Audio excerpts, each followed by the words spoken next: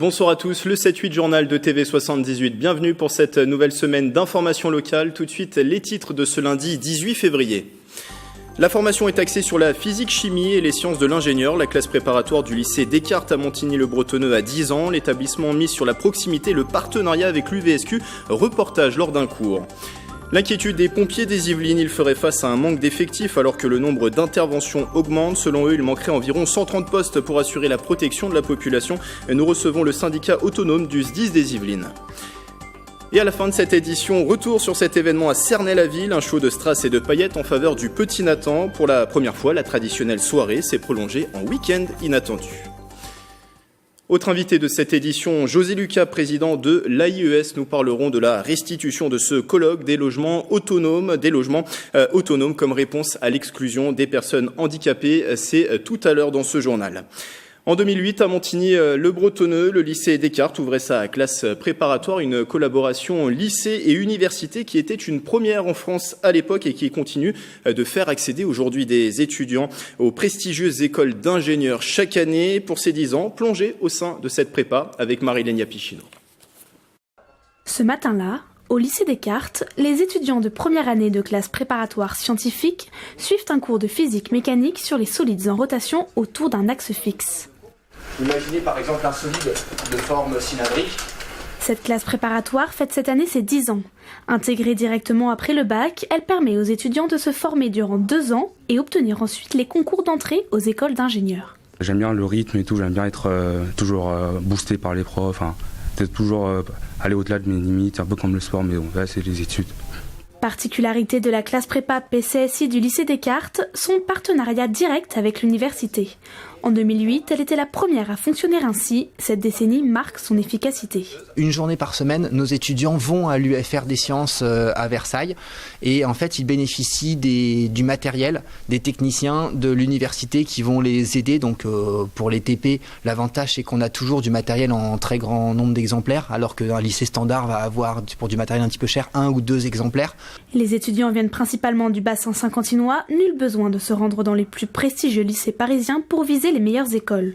D'autant plus que peu nombreux par promotion, ils bénéficient d'un vrai suivi personnalisé de la part de leurs professeurs. Le matin, je viens à vélo, par exemple. Et donc ça, c'est un facteur à prendre en compte, je pense, pour l'épanouissement de l'élève. Vraiment, on connaît nos élèves, nos étudiants par cœur. C'est-à-dire qu'on a l'habitude de dire une classe, un professeur. Donc cette année, vous avez vu les 25 qui étaient là et je n'ai que 25 élèves devant moi toute l'année. En 10 ans, la classe préparatoire du lycée Descartes a pu faire entrer ses étudiants dans les plus grandes écoles d'ingénieurs. Seuls 15% d'entre eux se sont réorientés. Ils l'ont baptisé Acte 1 de la mobilisation. Samedi, près de 300 gilets jaunes se sont réunis à Mantes-la-Jolie, venus pour la plupart de Rouen et de l'Eure. Pas de grands débordements à noter. Et les manifestants ont été privés de manifester en centre-ville par arrêté préfectoral. Dans les messages affichés, la revendication du RIC notamment, certaines personnes ont mimé l'arrestation des 151 jeunes en décembre en marge du rassemblement lycéen dans la ville. Eux tirent la sonnette d'alarme. Les pompiers inquiets face au manque d'effectifs dans le département. Pour en parler, 2 invités autour de cette table, Pierre Ruiz Dupont et Jérémy Courtel. Bonsoir messieurs. Bonsoir. Respectivement président et vice-président du syndicat autonome du SDIS des Yvelines. Alors la semaine dernière, une 50aine de personnes, de pompiers, a profité du conseil d'administration de ce service d'incendie et de secours des Yvelines pour alerter sur la situation. Quel est le constat aujourd'hui que vous faites ? Il manque des postes de pompiers dans les Yvelines. Merci de nous donner la parole. Je vais revenir sur le mouvement du 12. En fin de compte, c'est un mouvement intersyndical, géré par une intersyndicale qui représente l'UNSA et la CGT. Ensuite, le syndicat national des sapeurs-pompiers professionnels, le CNSPP et le syndicat autonome des Yvelines. Donc, notre organisation affiliée à la Fédération autonome des sapeurs-pompiers des Yvelines. D'accord. La précision est faite du coup sur le constat aujourd'hui. Il manque des postes. Il manque des postes. Les chiffres sont assez parlants. Je vous propose de donner la parole à Jérémy. Il va vous faire un constat sur ces chiffres-là et vous allez voir, ils sont assez alarmants. Alors quel est le constat, Monsieur Courtel ? On a fait une recherche de travail au vu des derniers conseils d'administration. On est remonté jusqu'à 2009 et de 2009 à aujourd'hui, on a une perte au niveau de l'effectif budgété qui est de 100 sapeurs-pompiers professionnels pour agir sur le terrain. On a également, au niveau de ces effectifs budgétés-là, un manque avec l'effectif réel qui est d'environ 30 pompiers. C'est pour ça qu'aujourd'hui, on demande 130 sapeurs-pompiers sur le terrain pour venir renforcer les effectifs en poste. Donc il manque ces postes sur les Yvelines. Et parallèlement, il y a un autre constat, c'est que le nombre d'interventions augmente sur le département. Tout à fait. Donc on a une augmentation de nos interventions sur les 2 dernières années qui a augmenté à peu près de 24 000 interventions. Donc qui est en soi une augmentation assez notable.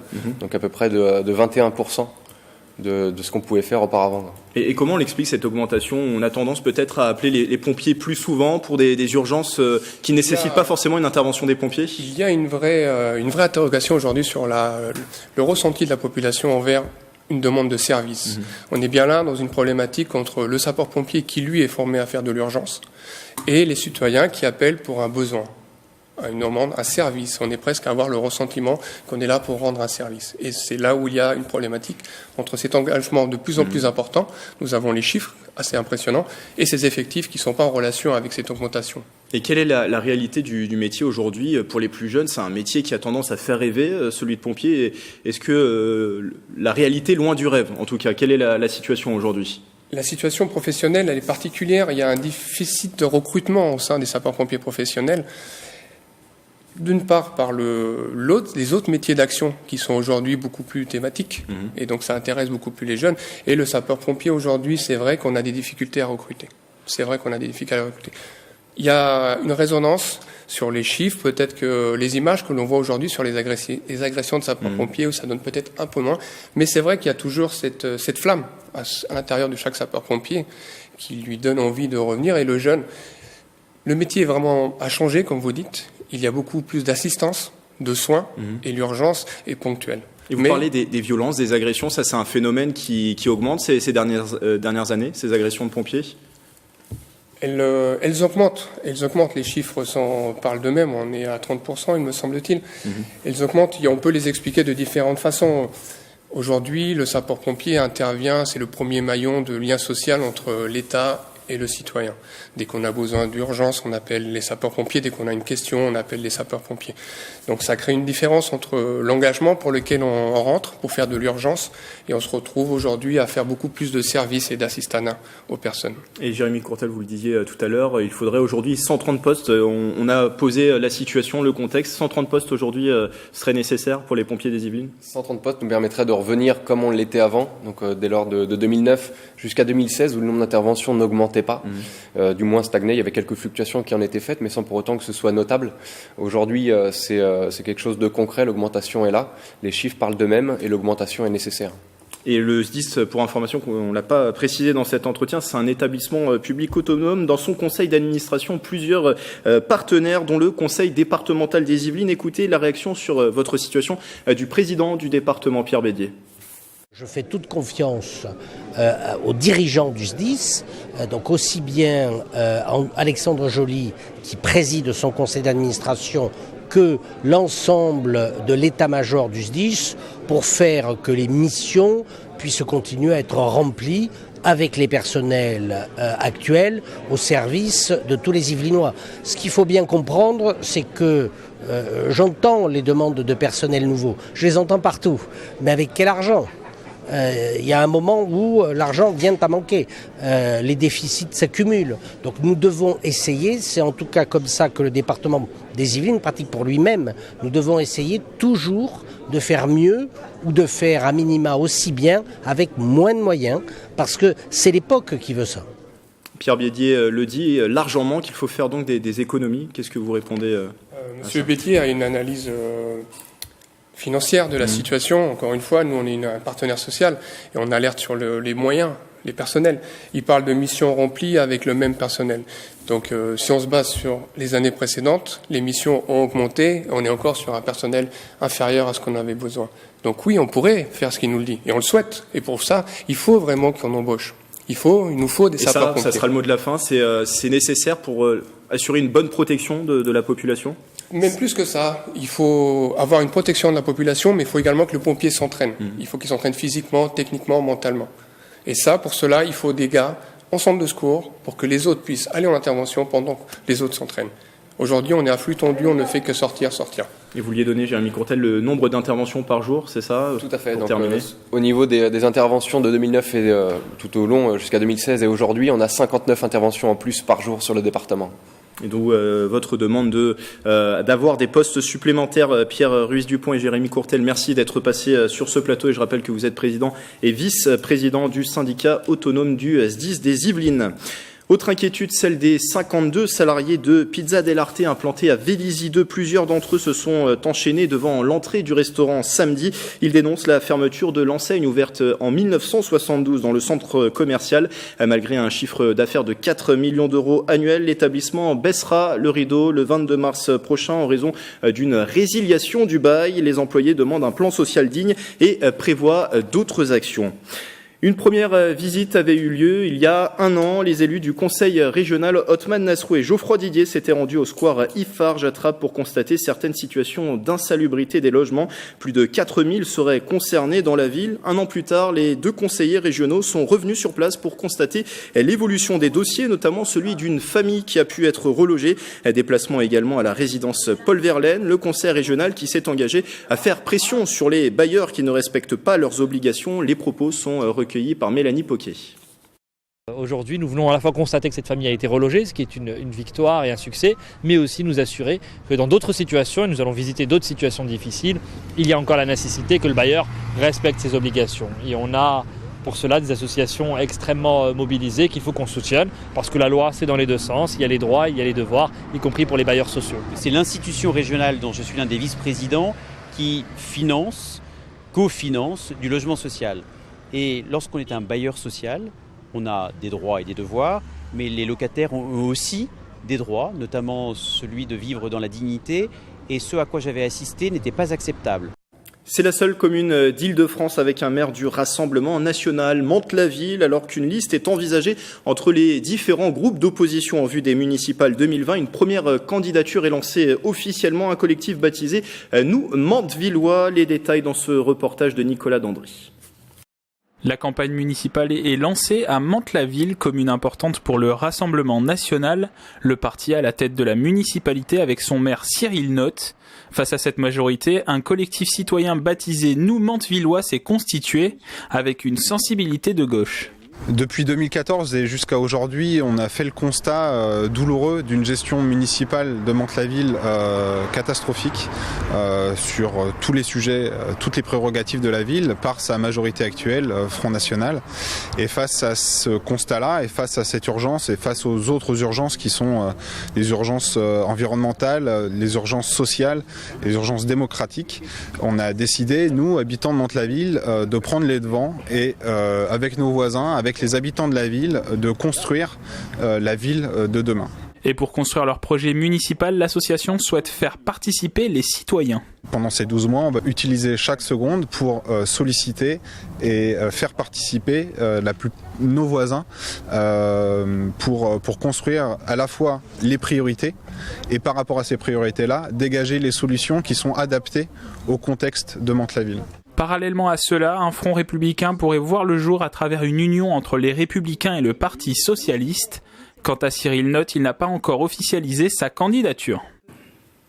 Des logements autonomes comme réponse à l'exclusion des personnes en situation de handicap, le thème d'un colloque qui a été proposé la semaine dernière en salle du conseil communautaire de Saint-Quentin en Yvelines, la restitution d'une enquête menée par les étudiants de l'UVSQ et les AT de la Mars-Avin. Pour en parler, José Lucas, bonsoir. Bonsoir. Vous êtes le président de l'association Insertion Éducation Soins, l'AIES, qui gère cet ESAT de la Mars-Avin qui est situé à Trappes. Cet établissement et service d'aide par le travail a donc mené cette enquête avec les étudiants Master 2 de l'université Versailles-Saint-Quentin, Master 2 politique sociale territorialisée.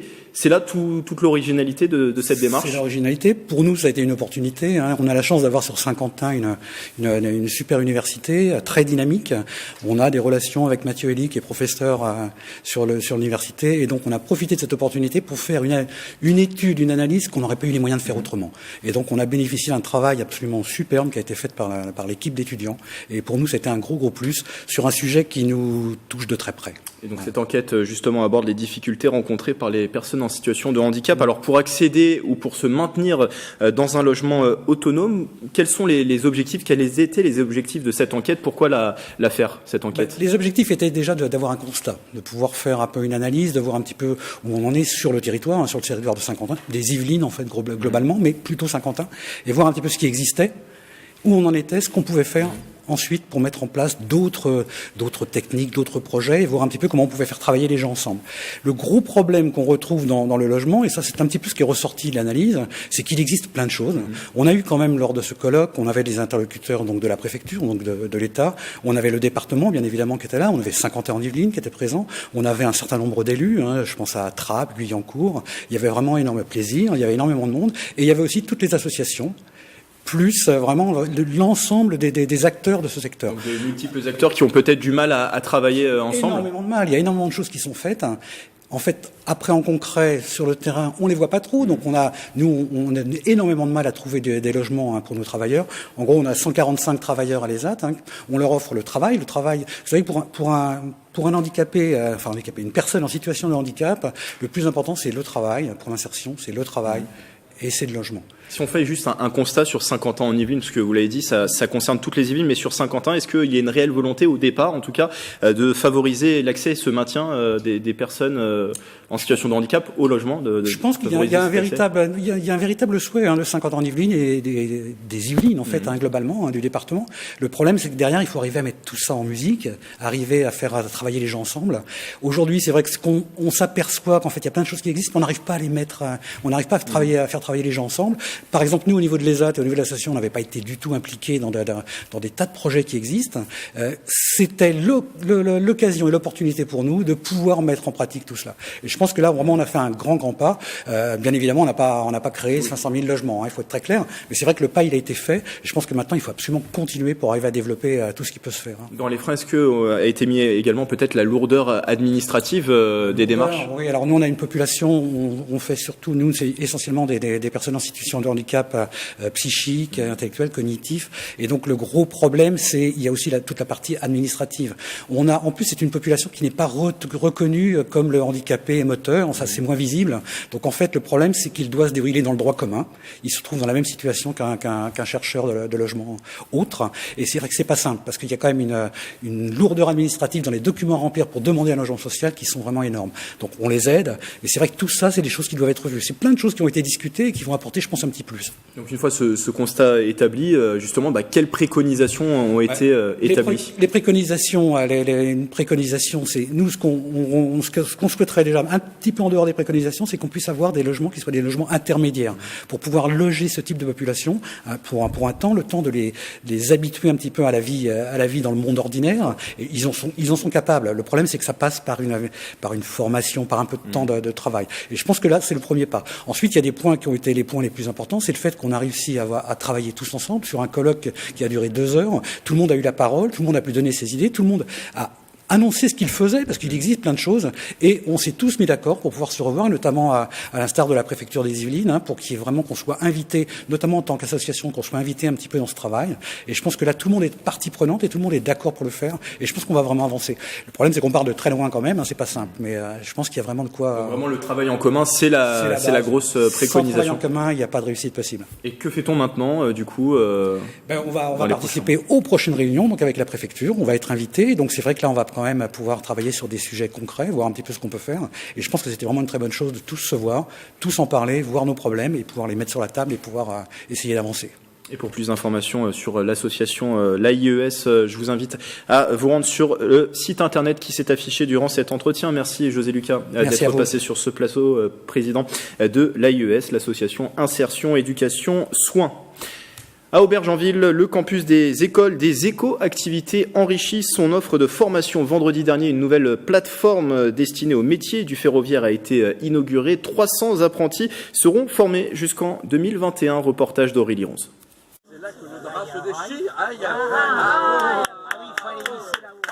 C'est un projet unique en France. Léa, les écoles des éco-activités possèdent désormais un plateau technique ferroviaire sur le campus d'Aubergenville.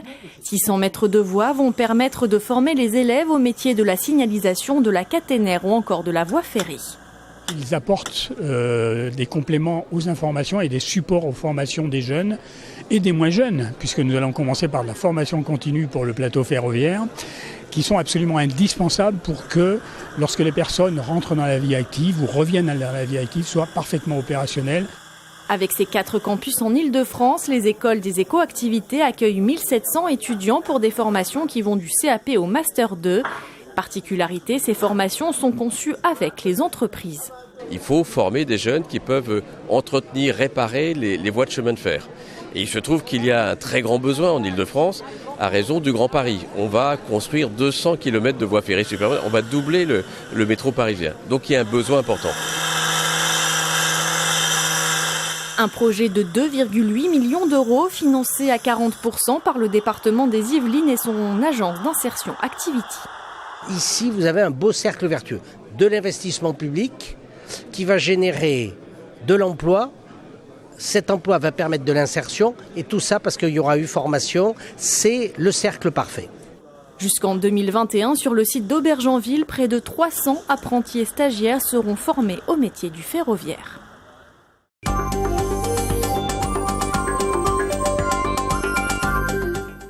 Le lundi, forcément, le jour de la chronique sport de Mickaël Elmidoro. Bonsoir. Bonsoir Grégory. Les week-ends qui se suivent mais qui ne se ressemblent pas. Du vent la semaine dernière, un très beau temps ce week-end. On va commencer cette rubrique avec du rugby. Le championnat de Fédéral 2 Direction Plaisir. Les Plaisirois peuvent jubiler. Le PRC a fait tomber ce dimanche le 2e du classement, Drancy à domicile.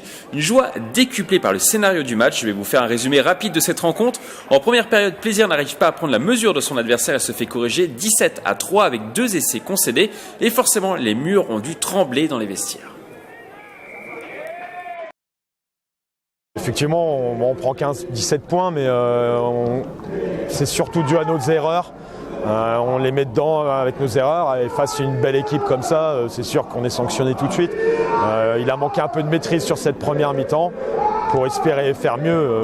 La première mi-temps, on la perd largement et on se remet en question dans les vestiaires, le capitaine, les entraîneurs et ça nous a mis un coup de jus pour finir ce match.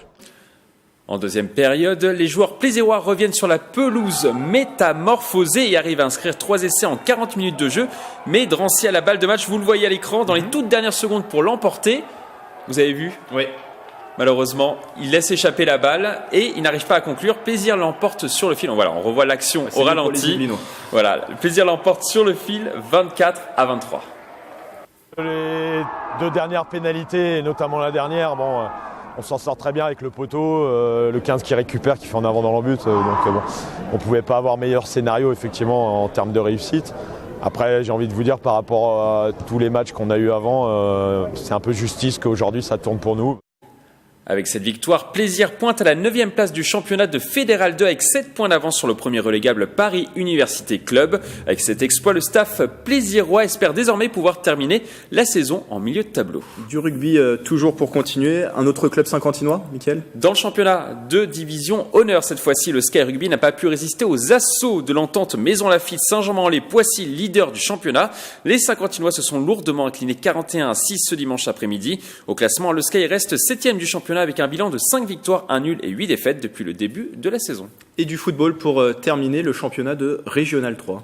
Trappes a réussi une très belle prestation ce week-end. Les trappistes se sont imposés sur le score fleuve de 3-0 face à Franconville. Une équipe de bas de classement. Avec cette victoire, Trappes reprend la place de leader à Boulogne-Billancourt après 13 journées disputées. Prochain match pour les trappistes ce dimanche 24 février sur le terrain d'Ony, un autre mal classé. Et on suivra la suite avec attention. Merci Mickaël. On vous retrouve dans votre émission le 7-8 Sport pour un résumé de l'actualité sportive du week-end, l'actualité aussi sportive à venir. Mais avant de se quitter, un événement festif et surtout solidaire. Pour la première fois, la soirée inattendue est devenue week-end. Dîner et goûter, spectacle au profit de l'association Nathan le combat d'un ange. Nous étions sur place samedi soir.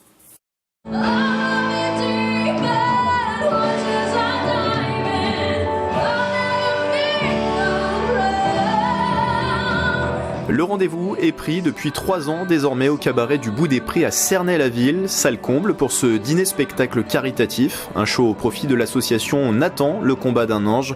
Les fonds récoltés vont servir à financer les thérapies suivies à Barcelone par Nathan, un petit garçon de 11 ans atteint d'une maladie neurologique rare. C'est pour passer aussi un bon moment tous ensemble et puis voilà, c'est déjà ça, mais c'est aussi pour récolter des fonds pour Nathan, pour pouvoir financer des actes thérapeutiques en Espagne. Voilà, ça se déroule en Espagne, c'est 4 heures de stimulation par jour et donc 3 semaines ça coûte 5 000 €, donc une soirée comme celle-ci finance quasiment un stage. Cette année, de nouveaux artistes se sont joints à la bande de Nathan déjà très nombreuse.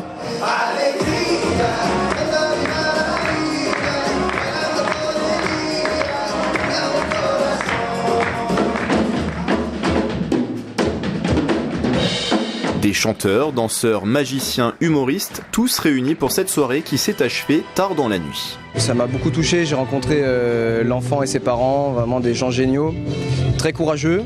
Et puis en ce qui concerne la soirée, super public. Pour montrer aux gens que ce cabaret, il n'est pas fait que pour faire du spectacle, il est là aussi pour de la solidarité, donc on en profite. Je trouve qu'il y a une belle énergie autour de Nathan et il faut garder cette même énergie. Donc moi chaque année je reviens avec plaisir et je continuerai à le faire. Et pour la première fois, la soirée s'est prolongée en week-end inattendu, le lendemain avec un goûter-spectacle proposé aux familles. Voilà, c'est la fin de ce 7-8 journal. Belle soirée avec TV78.